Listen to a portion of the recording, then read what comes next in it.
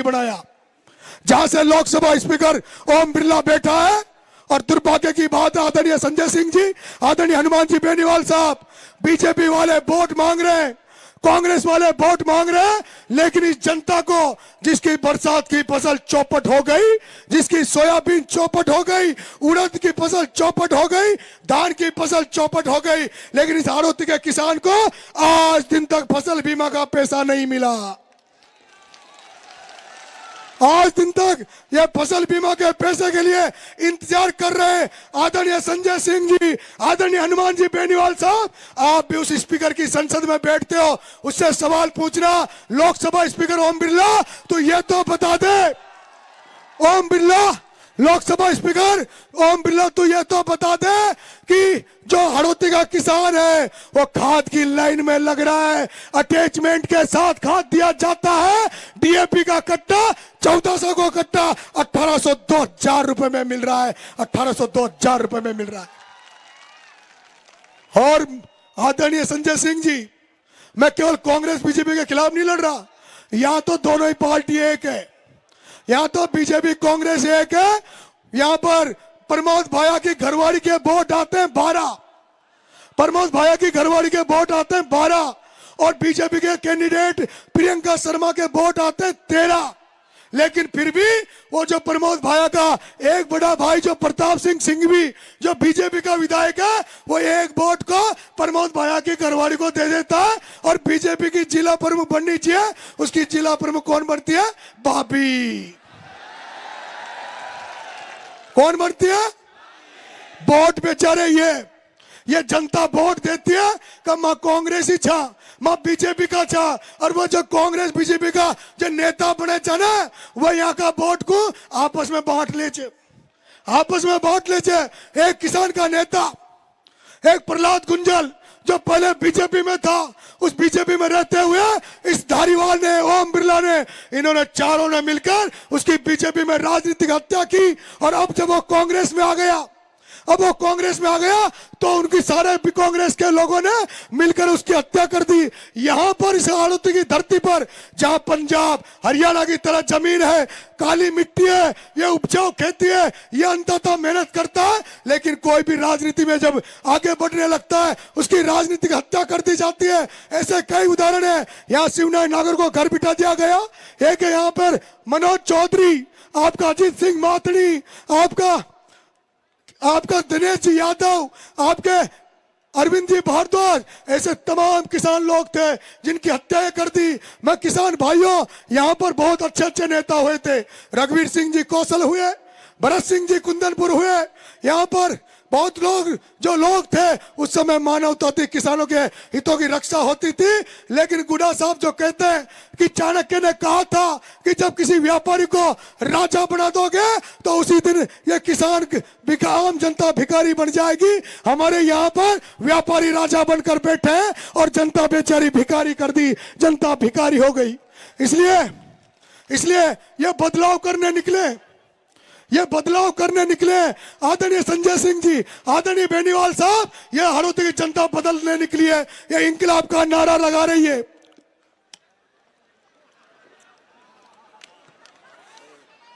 ये इंकलाब का नारा लगा रही है, उस इंकलाब का नारा जो भगत सिंह ने इस देश को आजाद कराने के लिए, उस 23 साल के बेटे भगत सिंह ने इस देश को आजाद कराने के लिए जैसे हंसते हंसते फांसी का फंदा अपने गले में चूम लिया था, इस तरह ये हाड़ौती के लोग अब इस हाड़ौती को आजाद कराने निकले हैं। हाड़ौती को आजाद कराकर छोड़ेंगे, ये तो जनता के चुनाव में तो केवल शुरुआत है मेरे भाइयों, अंता के चुनाव में तो शुरुआत है।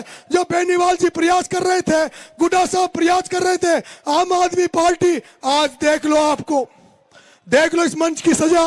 ये बाबा खाटू श्याम की तो कृपा हो रही है, जो संत महात्मा बैठे, मुस्लिम समाज के लोग बैठे, सरदार पंजाबी लोग बैठे। और ये भी देखो मैं 25 साल से गुजर मीणाओं को तो मैंने एक कर ही दिया, लेकिन ये पहला मंच है जिसमें राजपूत और जाट एक साथ बैठे। ये राजस्थान का पहला मंच है जिसमें जाट और राजपूत एक बार बैठे। मैं एक दिन गुड्डा साहब से कह रहा था, मैं गुड्डा साहब से कह रहा था, साहब इस कांग्रेस बीजेपी की दुकान बंद कर देंगे लेकिन राजपूत और जाटों को एक होना पड़ेगा। तो गुड्डा साहब कह रहे थे कि ऐसा नहीं है, हम लोग कई बार एक हुए और जब जब एक हुए तभी हमने सत्ताएं बनाई है राजस्थान में। ऐसा नहीं है कि हम एक नहीं हो सकते। और आज भगवान ने सुनी, बाबा खाटू श्याम ने मेरी सुन ली कि सारे लोग इस मंच पर एक साथ बैठे हैं। मेरे भाइयों,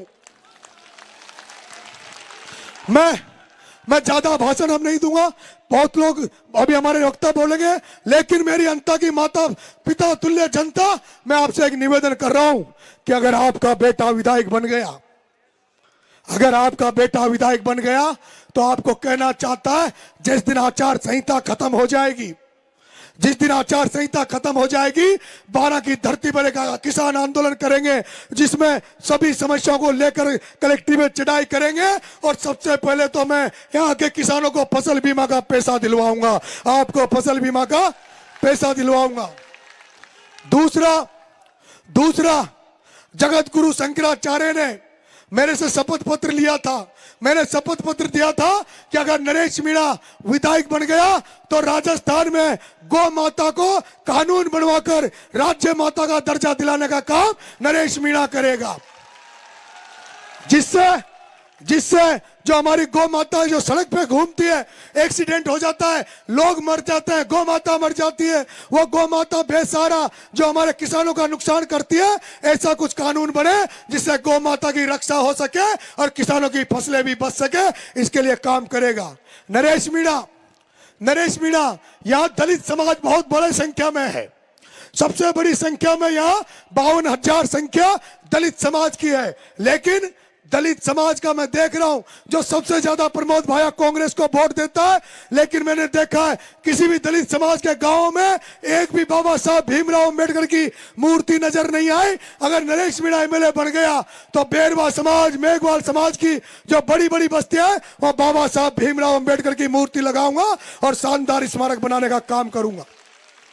और मेरे भाइयों मैं गांव में जाता हूं तो माता बहनें कहती है, वो देवपुरा और वो बंजारे कहते हैं कि बड़गांव वाले कि उनकी माता बहनें कहती है कि नरेश जी माँ तो कोई वोट देगा, एक काम करा दीजिए।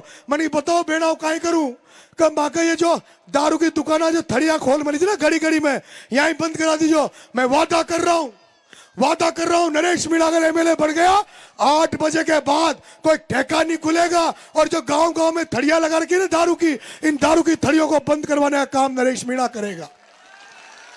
मेरे भाइयों अगर नरेश मीणा एमएलए बन गया, नरेश मीणा अगर एमएलए बन गया तो यह विधानसभा राजस्थान और देश की ऐसी विधानसभा होगी जिसमें भ्रष्टाचार नाम की कोई चीज नहीं होगी। किसी कर्नल करोड़ी अमर रहे। बोलिए देवनारायण भगवान की, बोलिए देवनारायण भगवान की, बोलिए तेजाजी महाराज की, बोलिए